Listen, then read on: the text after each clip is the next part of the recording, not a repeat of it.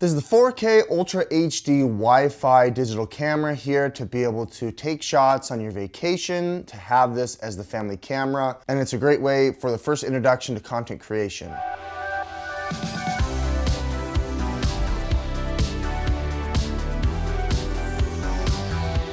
It's got a 4-inch touchscreen. It's completely digital with a lens with integrated pictures and video for you to make content creation. The camera itself has a number of different functions. It's built-in autofocus. You can toggle it off to manual focus with the lens. You can connect to Wi-Fi. It has a 3.5mm jack for a microphone, as well as HDMI to connect to HD TV and a computer. It shoots from 720p 30 frames a second all the way up to 4K 60 frames a second. At 720p, you can shoot in slow motion at 120 frames a second. It's got a hot shoe mount for your accessories and mics. On the dial, it's got multiple modes on the dial mode. You got photo, auto, burst, timer, video, slow motion. You can do loop shots, time lapse, and video and photo mode.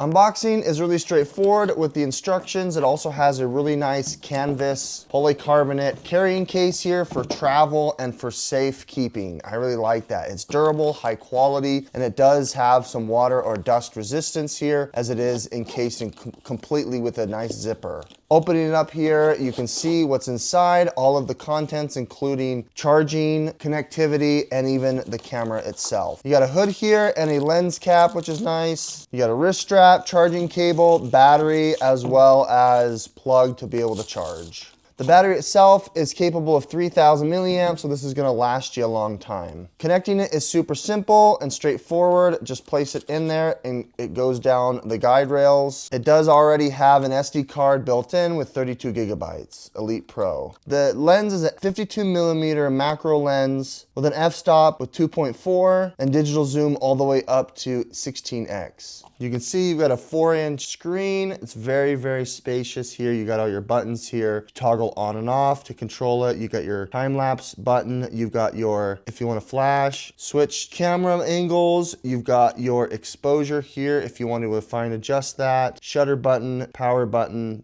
flash button, and then here are all your shooting modes here. The lens is fixed here. You can't even manually adjust here. It's all done on the screen once you're ready to turn it on. One thing here is the viewfinder is actually a front-facing camera, so if you wanted to take selfie shots, you have a camera lens to do so as well. The I/O you can see is a mini HDMI cable that's separate. You've got your headphone jack as well as your charging cable. Turning it on here for the first time, you press and hold the power button. You're gonna need to format the SD card or use a higher capacity card if you want to use 4K 60. Taking the lens cap off here, you can see pretty straightforward. I like that. You can switch to the front facing camera. As you can see, it's pretty fun. You can take some selfie pictures if you want. The menus here is where you can go ahead and adjust everything. You've got your pixel, 64 megapixels. You can adjust it down if you want. You can adjust your white balance, filters, metering, quality, sharpness, and all your other settings. It is touchscreen, so you can use the touch, hit menu if you want, or you can press the button itself. You do have a flash that you can toggle on with the flash button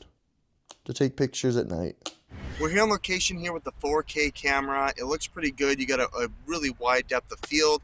You can see the landscape in the background is pretty good, and it's got some autofocus built into it.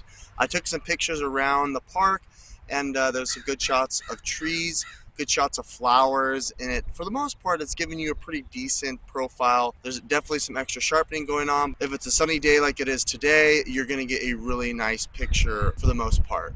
At 4K 30, it does eat up the battery pretty quickly here.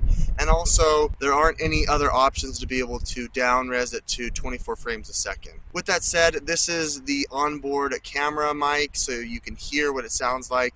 You do have a cold shoe mount to place on top of it if you wanted to capture audio. There is an onboard microphone jack here if you wanted to connect to a boom mic, or if you wanted to lav up, you have that option as well.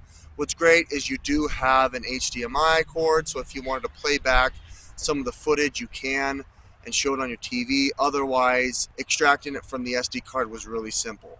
And then lastly, you've got the selfie camera, which I think is reasonable here. It does shoot at 4K 30 frames a second.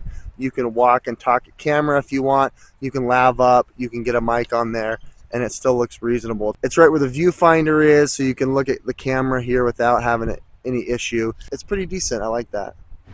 With that said, it's a decent digital camera here that looks like an SLR. I think the lens is pretty reasonable, and this overall package I think is fun, especially if you want to have this as your first go-to. This is what I would recommend.